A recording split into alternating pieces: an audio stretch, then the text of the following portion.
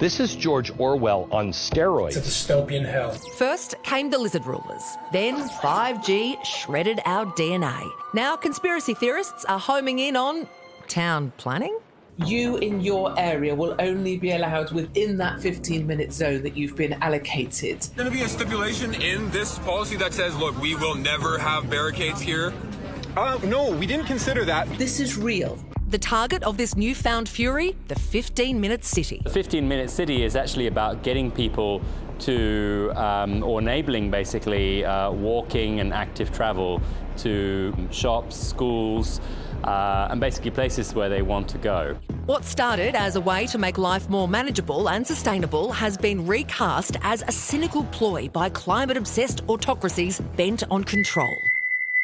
You will have to apply to leave your 15-minute district. How much easier would it be for them to literally lock us down? COVID has crystallised a lot of concerns. Think back to COVID, think back to COVID, think back to COVID. Around how governments can and can't control things like people's movements. Conspiracy theories really offer a nice way for people to make sense of stuff that is stressing them out, basically. A lot of the angst is centred in Oxford in the UK, which is trialling divvying up the city into 6 areas and forcing residents to drive on a ring road to access each one, rather than travelling directly across town. It has nothing to do with increased intervention by governments or increased surveillance. They will also be helping the environment a lot because they'll be, hopefully, using their car less. Right now, Melbourne, Wollongong, Coffs Harbour and parts of Sydney are all aiming to become 15 or 20-minute cities. Brisbane's West End already qualifies. Many Australian cities face a challenge of how to create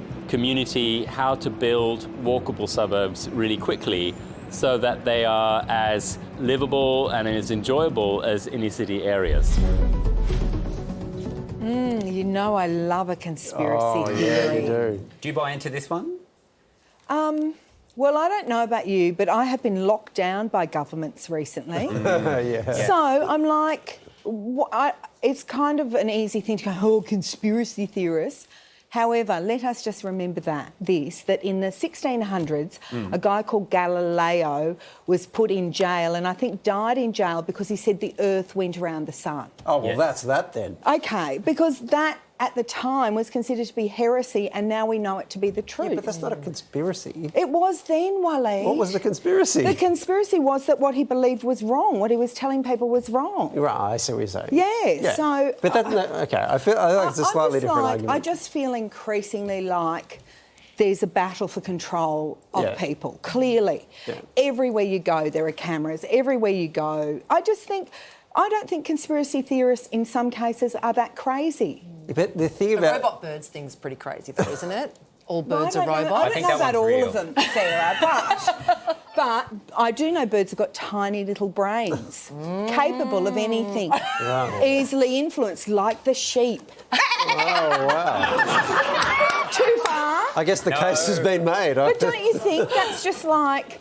Do you understand why people feel that? Yeah. I get the idea that people are losing trust in government and things like that. Sure. I get that. But the problem is, the logical extension of that is any time someone comes up with what might be a good idea, we'll just want to kill it because we'll decide it's a conspiracy somehow. Will you agree with me then? No, I don't agree. Oh, you're saying we. Guys.